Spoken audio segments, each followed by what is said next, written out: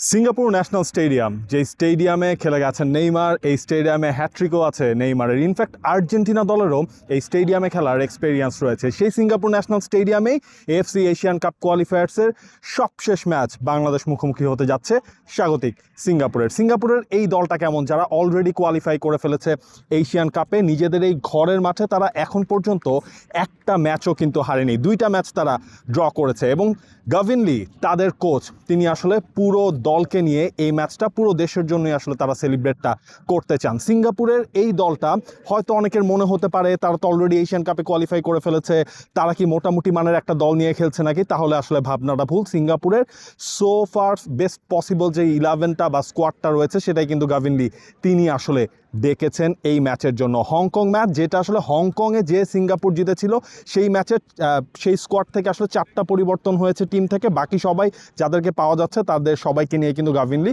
তার যেই ক্যাম্প চলেছে 23 তারিখ থেকে, মাঝখানে ফারো আইল্যান্ডের সাথে একটা প্রস্তুতি ম্যাচ হওয়ার কথা ছিল, যদিও মিডল ইস্টে যে ক্রাইসিসটা চলছে সে কারণে সিঙ্গাপুর সেই ম্যাচটা আসলে খেলতে পারে নাই। 23 তারিখ থেকে প্রায় এক সপ্তাহের মতো নিজেদের দেশেই আসলে তাদের প্রস্তুতিটা হয়েছে। গাভিন লি যেই কাজটা করেছেন, কেবলমাত্র তিনি সং ইউ, যিনি বাংলাদেশের এগেনস্টে যার গোল রয়েছে, এএফসি এশিয়ান কাপ কোয়ালিফায়ার্সেও যার 2টা গোল রয়েছে, সেই সং ইউকে ছাড়া বাকি সবাইকে কিন্তু তার টিমে তিনি আসলে পেয়ে যাচ্ছেন। 200-র বেশি সার্ভিস ও ফিচারে লেনদেনের সব বিকাশ অ্যাপে সম্ভব। সিঙ্গাপুর আসলে খেলে কেমন, বাংলাদেশে যখন আমরা ম্যাচটা দেখেছিলাম সেই সিঙ্গাপুরের খেলার ধরন এবং গাভিন লি যখন এসেছেন তার ধরনের মধ্যে কিন্তু খুব একটা পার্থক্য নেই। স্লট ফ্লিক বল আমরা শুনেছি গাভি বল। এই গাভিন লি কিন্তু গাভি বল সিস্টেমটা অ্যাডপ্ট করিয়েছেন এই সিঙ্গাপুর ন্যাশনাল টিমের সাথে।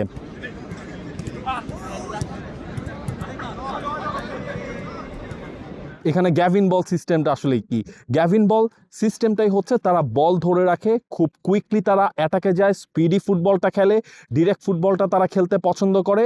এবং এই জায়গাটাই আসলে বাংলাদেশের জন্য সবচেয়ে একটা বড় চ্যালেঞ্জ হতে পারে। ছাদ বন্ধ এই জায়গায় যখন এই স্টেডিয়ামটায় ক্রাউডে মোটামুটি গিয়ে ফুলফিল থাকবে, তখন এখানকার প্রত্যেকটা নয়েজ আসলে বাংলাদেশিদের জন্য একটা চ্যালেঞ্জের কারণ হতে পারে। সিঙ্গাপুরের যে স্কোয়াডটা, সং ইউং তো তিনি নাই, তাছাড়াও আসলে বাকি যে স্কোয়াডটা মিলছে সেটাতে যেই পরিমাণ ধারণা পাওয়া যায় আমরা হয়তো বা দেখতেই পারি। ফান্দি ব্রাদার্সের আরও একটা গিয়ে আপনার ঝলক। বাংলাদেশের মাটিতে ফান্দি ব্রাদার্স ছিলেন 2 জন, ইকসান ফান্দি এবং ইলহান ফান্দি। ইকসান ফান্দির গোল রয়েছে 2টা, ইলহান ফান্দি সবশেষ হংকংয়ের এগেনস্টে গোল করেছেন। এবং তাদের আরও এক যে ভাই ইরফান ফান্দি, যিনি বাংলাদেশের সাথে আসলে খেলেন নাই, তাকে কিন্তু কল করা হয়েছে 2024 সালের পর।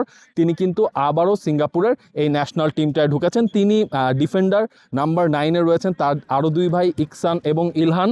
এই 2 তো গেল আপনার ফান্দি ব্রাদার্সের কথা। এই দলটার মূল যে প্লেয়ার তিনি হচ্ছেন যে হারিস হারুন, যাকে মিডফিল্ড অ্যাঙ্করের ভূমিকায় যাকে দেখা যাবে। এবং 146টা ম্যাচ কিন্তু তিনি সিঙ্গাপুরের হয়ে খেলে ফেলেছেন। অর্থাৎ আর একটা ম্যাচ বাংলাদেশের এগেনস্টে যদি তিনি মাঠে নামেন, সেই ম্যাচটাই কিন্তু হয়ে যাবে হারিস হারুনের নিজের দেশের হয়ে সবচেয়ে বেশি ম্যাচ খেলার রেকর্ড। ইজওয়ান মাহমুদ, যিনি এই কোয়ালিফায়ারের 5টা ম্যাচের ইচ অ্যান্ড এভরি মোমেন্ট তাকে সিঙ্গাপুর মাঠে রেখেছে। এই ম্যাচটাতেও তিনিই থাকবেন গোলকিপিং পজিশনে, নাম্বার 1 চয়েস। এই দলটার আসলে সেন্টার ব্যাকে আমরা এর আগে দেখেছিলাম সাফওয়ান বাহারুদ্দিনকে খেলতে, আদলিকে খেলতে। এই জায়গায় লিওনেল তানও কিন্তু এই দলটার মধ্যে রয়েছেন, ইরফান ফান্দি রয়েছেন। হয়তোবা সেন্টার ব্যাক পেয়ারিংটা আসলে তেমনই হবে। রাইট ব্যাক পজিশনে আসলে স্টুয়ার্ট ব্রাদার্স যারা রয়েছেন, একজন রাইট উইংয়ে খেলেন, একজন আপনার রাইট ব্যাক পজিশনে খেলে থাকেন। সেই স্টুয়ার্টের মধ্যে রায়ান এবং হ্যারিস, তারাই হয়তোবা রাইট সাইডটা আসলে সামলাবেন। বাংলাদেশের সময় কিন্তু গ্লেন কিউ তিনি আসলে ছিলেন না, সেই গ্লেন কিউকে এই সিরিজে পাওয়া যাচ্ছে, এই ম্যাচটায় পাওয়া যাচ্ছে। গ্লেন কিউ হয়তোবা এই ম্যাচটায় খেলবেন। এবং মিডফিল্ডে সবচেয়ে বড় যেই কেমিস্ট্রিটা সেটাই হবে গিয়ে শাহিরান, হামি শাহিন এবং হারিস হারুনের সামনে। যদি গিয়ে আপনার ফান্দি ব্রাদার্স খেলেন, তারাই আসলে মূল টার্গেট ম্যানটা থাকবেন বাংলাদেশের এগেনস্টে গোল করার জন্য। দেখা যাক হাভিয়ার কাবরেরা কিভাবে এই দলটাকে সামলান সিঙ্গাপুরের ন্যাশনাল স্টেডিয়ামে। Singapore they are very very strong এবং এই মাঠে এই ম্যাচটায় তার নিজেদের করে নিতেই চাইবে। নাবিল খান, টি স্পোর্টস, সিঙ্গাপুর। 200-র বেশি সার্ভিস ও ফিচারে লেনদেনের সব বিকাশ অ্যাপে সম্ভব। For more updates, subscribe to our YouTube channel and click on the bell icon. Follow us on Facebook and Instagram. Download T-Sports app to enjoy exciting games and highlights. Visit tsports.com.